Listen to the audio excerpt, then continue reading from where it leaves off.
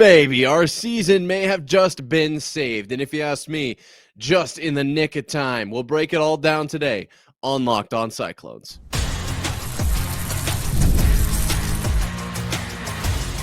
You are Locked On Cyclones, your daily podcast on the Iowa State Cyclones, part of the Locked On Podcast Network, your team every day.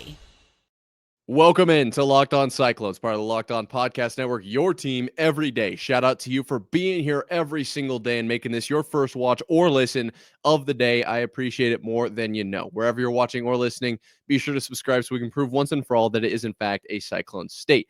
Today, all basketball. Going to be talking about the big news that kind of came out yesterday, and then we'll preview the two games coming up on Saturday. Before we get that far, though, today's episode is brought to you by FanDuel. Super Bowl 59 is here, and there's no better way to make every play more exciting than with FanDuel Sportsbook. New customers can bet just $5, and if you win, you'll score $200 in bonus bets. Download the app or head to FanDuel.com to get started. Now, to start off today's episode, we got big news, ladies and gentlemen. This is, in fact, arguably some of the biggest news we've had really since, I'll just say it, since he went out. Momcilovic has returned to practice. Obviously, some big news in there with wins and losses and whatnot. But when Momcilovic went out, my earth kind of was shattered a little bit. There was certainly a moment of I had to recollect myself and think, how am I going to proceed here? What is the next move? What is the next, what is the course of action? How do I recover from such a news article, if you will? I think I read it on X, but either way.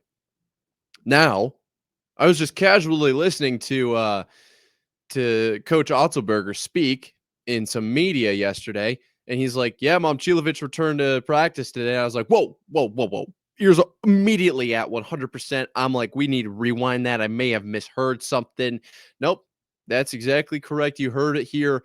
And not for the first time, I'm sure, but I am saying it. The words are coming out of my mouth. Momcilovic returned to practice. And now, why is this such a big deal? Well, Momcilovic kind of seems to be a big deal for this team. I don't think we can deny that anymore. Obviously, in the last 7 games or so, what is that? 7 games without Momcilovic, we have incurred 4 losses. That is a more than 50% loss rate. Losses to West Virginia, Arizona, Kansas State, and KU. Now, this is right around kind of the time frame that we were potentially expecting. Sort of, right? Man, I don't know why I have to burp so much, but Otz did say in the presser in which this was mentioned, he kind of said like, hey, we were kind of thinking around that Cincinnati game anyways, and we are not rushing him at all. Now, if you look at the schedule here coming up, they'll have TCU on Saturday and then UCF on the 11th and then Cincinnati on the 15th. And the 15th then is 9 days from the time of recording, 7, right? 7, so then 15. That's like 8 days. So just under a week. Gives him a little bit of time to get the shots back up, back in the gym, get a little bit more comfortable, feel like he's ready to roll. Now, does the team, I feel like, do they know that they kind of need him back? Yes, I do think so. Taman Lipsey said it makes a big difference having him out there on the court. They miss him spacing-wise, offensively. Teams have been switching up how they've been guarding us since he's been out. So we have to sort of learn how to play without him at this time. And that's something we've been going through on offense and just how to get movement and stay active without one of those key shooters on the floor. Obviously, he spaces the floor, opens up gaps for us to attack. And when he's not out there, it's harder for us to find those gaps to drive, and it's harder to make plays. So obviously looking forward to him getting back whenever that is. And as I said, Otzelberger did say that his health interests he said, I'm trying to make out this quote, but I don't believe it's an actual quote. He said it's all kind of up to Momcilovic, right? When does he feel comfortable to return? Remember, he did get surgery.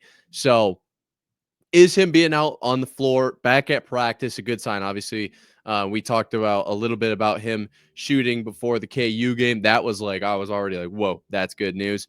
But he wasn't doing anything crazy. Back out at practice yesterday, big deal, in my opinion.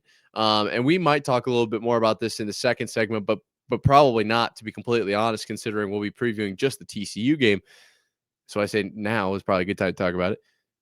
Momcilovic will make an undeniable difference on this team. Now, we've talked about it in many different ways. This team needs to see buckets go in. They need to get some momentum. They need to get that boost, that little jump start, if you will, on top of many other things. Okay. And I do think Momcilovic can be that jump start, that boost that's going to give this team kind of a new, fresh life, if you will. And obviously, if he doesn't come back for this TCU game, which it didn't sound like Otz was super confident in that, but he didn't say no. If he doesn't come back for this TCU game, I do think the TCU game could be an opportunity to get some momentum potentially, right? Either way, I do think Momcilovic just being on the floor will make a big difference, give that fresh life in that jump start. Outside of that, he's going to make a difference in the actual game as well. Obviously, with a shooter out on the perimeter, it's going to force other teams, opponents, if you will, to respect that, to spread the floor a little bit, and to make that drive and attack style offense a little bit easier, right? You don't have to go into to triple team, right? You're not forced to shoot threes because they're just guarding the inside. We've seen how well that works, especially on nights when you don't shoot well. Okay, if you're going to shoot lights out from beyond the arc, that helps everything, right? Either you make it or it opens up a potential drive because they have to guard you. But if you're not making anything from the three, or even relatively deep, and the opponents just are like, yeah, well, go ahead and shoot. Then we'll take the rebound. We'll move on. That's not good in any sense, right? That's just not somewhere you want to be. Okay, you want to obviously have the ability to do whatever it is that you want to do, and then two, you want to be making shots. And if you're not making threes, shooting threes, it's kind of like that definition of insanity, right? You keep doing the same thing over and over and over, and expecting different results. It's kind of like that. I know it's not the same, but it is kind of like that. You don't build momentum most times through that, unless you're Caleb Love. That being said, this team will also benefit, obviously, in transition. It'll be huge defensively. I'm very curious to see how much of it's going to be like a mental thing versus an actual on the floor thing. What will we see? I personally am under the camp, if you will, that it's more mental with this team, especially the streak that they're on.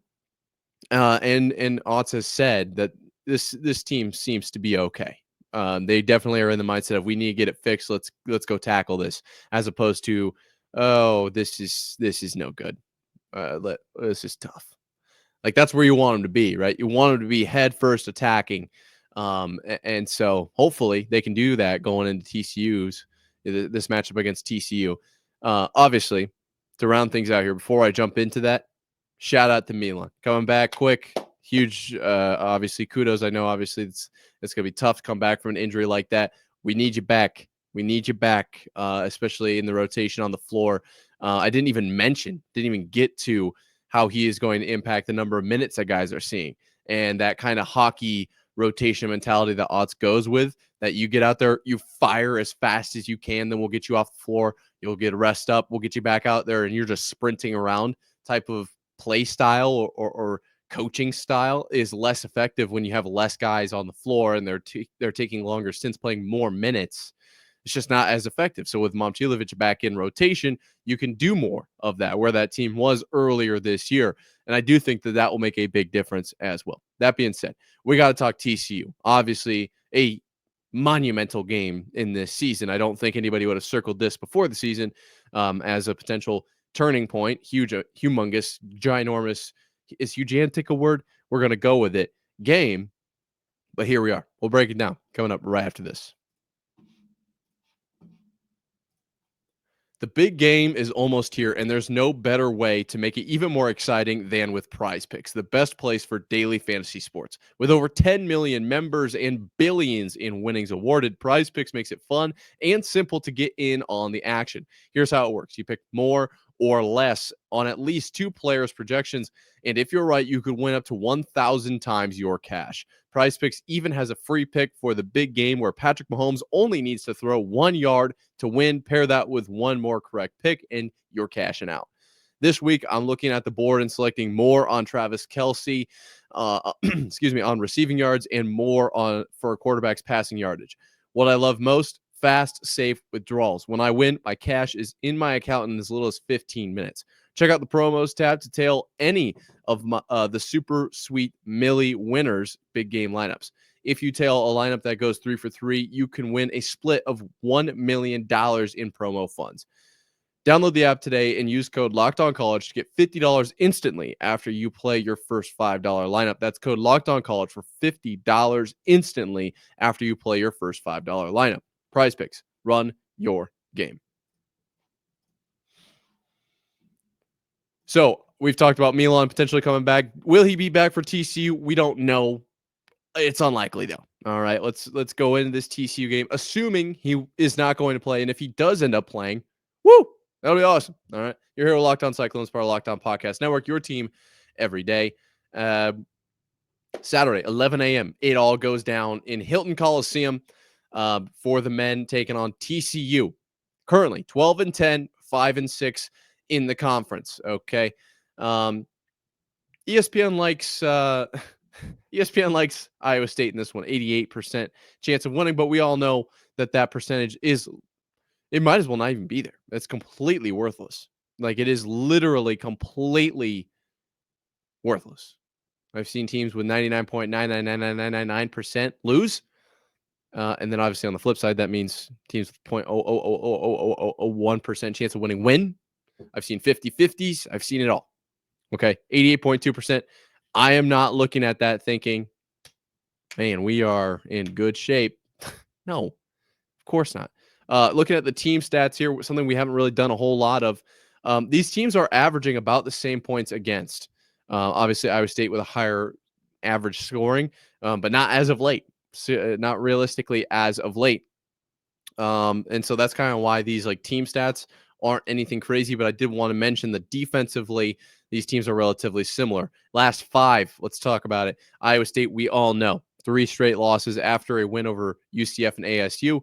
Then you drop the Arizona in overtime, Kansas State, and KU. 3 just bang, bang, bang, no fun. But let's not talk about it too much. We've talked about it a ton. TCU actually is the exact opposite. Stopped a losing streak. I guess I don't have the exact it was 3-game losing streak. Okay, I was just looking at their last 5. So it is a 3-game losing streak that they stopped with a win over Colorado earlier this week, and then they beat West Virginia on that'd be a Wednesday night, 65-60. Very good West Virginia team. Obviously, we know that. So this TCU team can play. They absolutely can play. Now, I will also mention in here, West Virginia, lost to Arizona State. That was the game I was looking for in there. So West Virginia seems to be up, seems to be down. Can we really gauge it off of that? I can't tell you for sure. Texas Tech was one of the teams they lost to in that streak. They also lost to UCF. Right. So this TCU team appears to be, I don't want to say significantly, but definitely weaker than other opponents. Obviously, Texas Tech kind of fighting for that number 1 spot right now in the standings. KU up there. I didn't say them, but they are part of that 3-game loss streak for TCU. That one wasn't really particularly close. And UCF is an interesting one because I'll be interested to see what happens against UCF in the next game we play against them. But obviously, we put up 108 on them, but they also scored like 85 or 89. So they can shoot. Standings wise, TCU 2 games back from Iowa State, but I don't really care too much about that. Let's talk about TCU as a team here. Point leader is going to be Noah Reynolds and Vasan Alette at 12.7 and 11.6 points per game. Reynolds mentioned directly by Otzelberger in that media.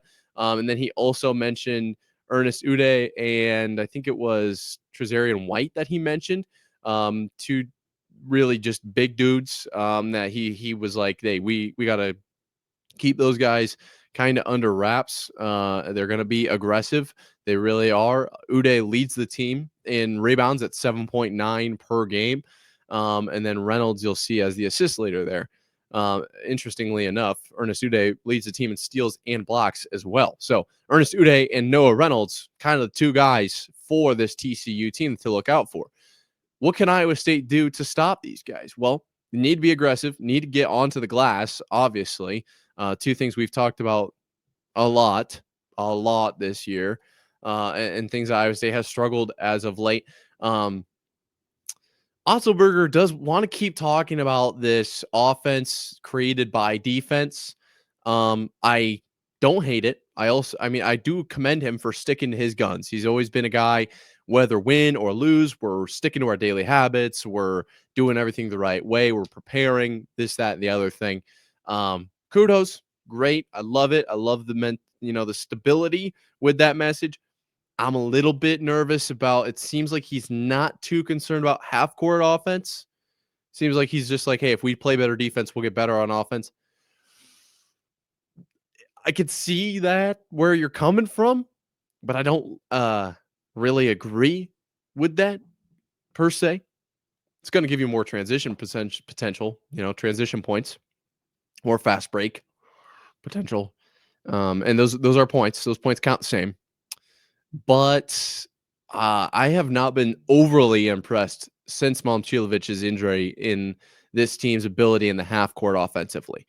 So I would like to see a little bit more spacing, a little bit more off ball movement, and ball movement really in general.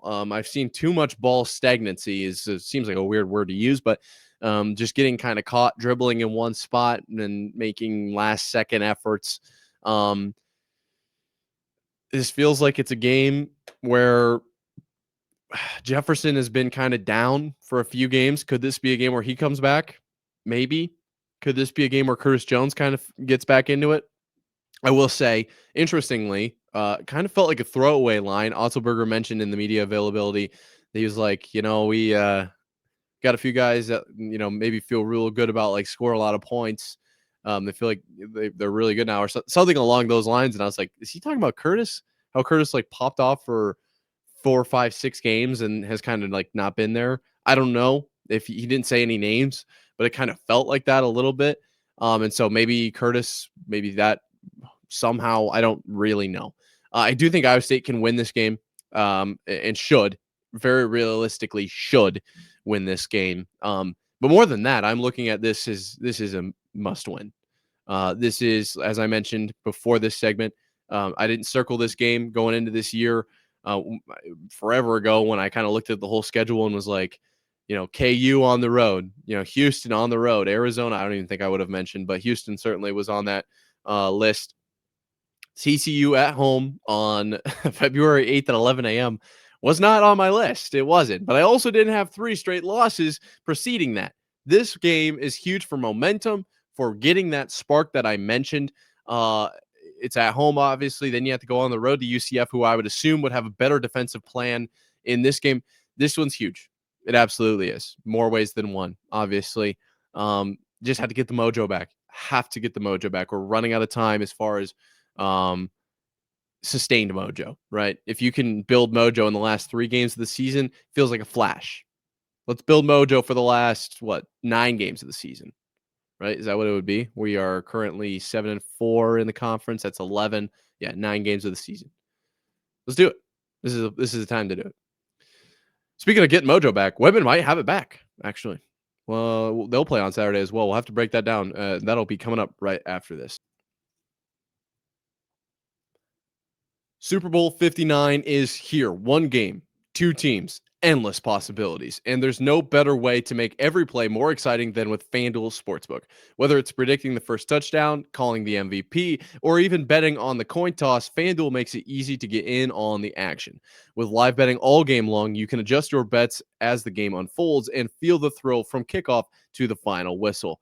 The live betting feature lets you stay involved no matter what happens on the field, and the app is super easy to navigate. Plus, knowing that you can place a $5 bet and potentially win $200 in bonus bets for the Super Bowl, that's icing on the cake.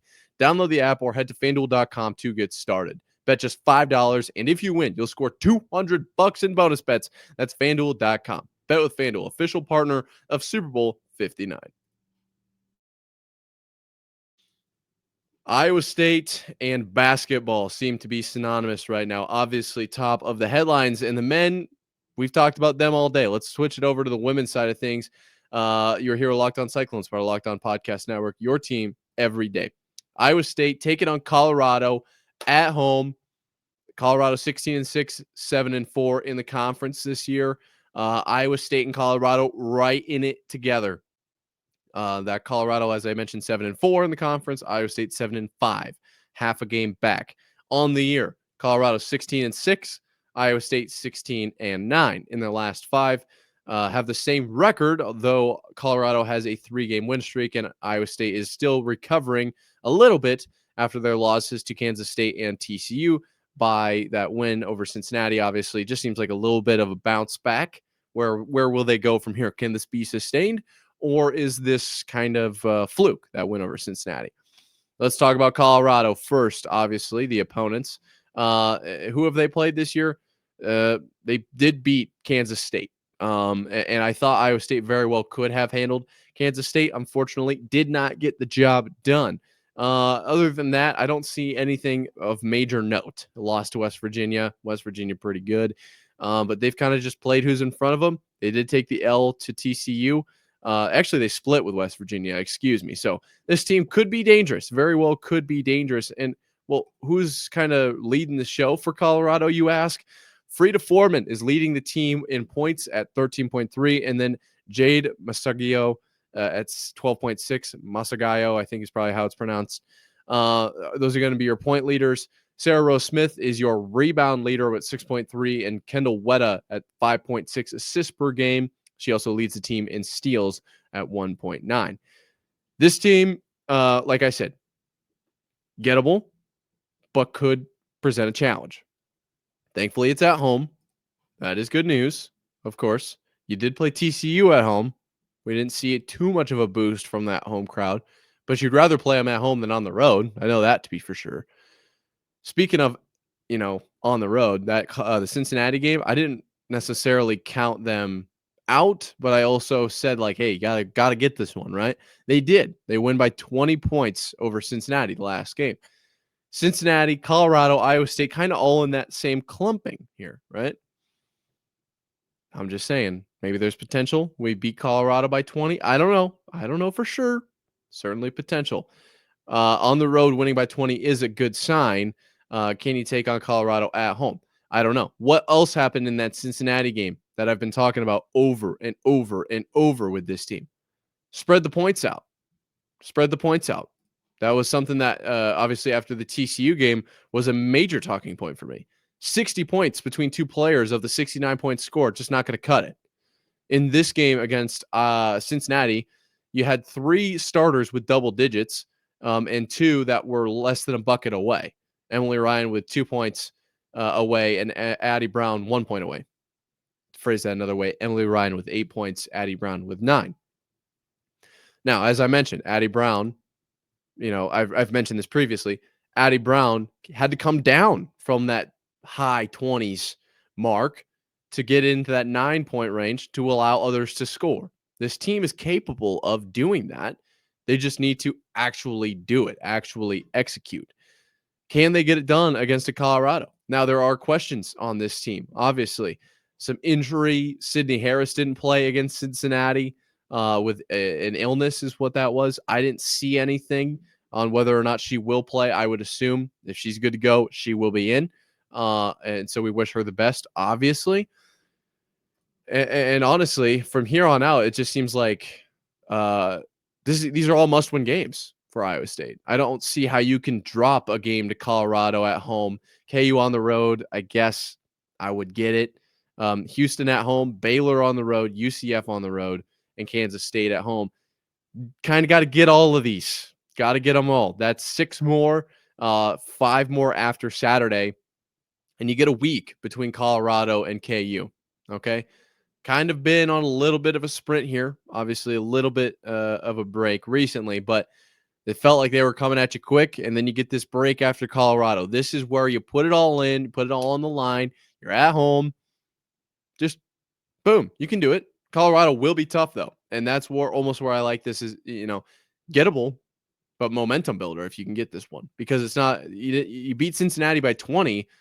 It does build some momentum in the way they did it, but I don't think it makes you feel like you really, really did something here, right? You win on a buzzer beater, and it's like that was sick. Now, does that depends on the game, right? A buzzer beater could be a sign of a good thing or of a bad thing. Depends on the team, depends on the situation. So I shouldn't have just thrown that out there. I will admit that was on me. But you win by 20 over a Cincinnati team. I don't feel like, to me, that is a huge momentum builder. Maybe I'm just incorrect in that statement because Cincinnati is similarly ranked. You are on the road. You can look at it however you want, realistically. I'm just choosing to look at it as it's one game. You win by 20. You played the right basketball. We've talked about this. Let's build on it. Okay.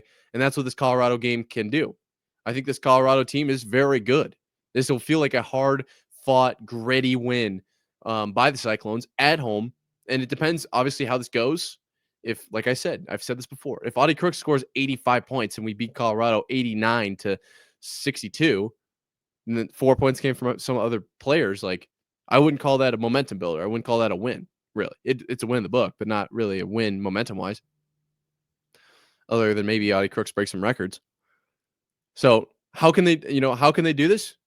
Obviously physical, obviously rebounds, obviously eliminating turnovers. This team is trending in the right direction. They are. I just need to see it continued. And this is kind of gotta go. Not like this is kind of must win. Kind of all of these. We're bouncing all kind of over the place here. We got to get something solid.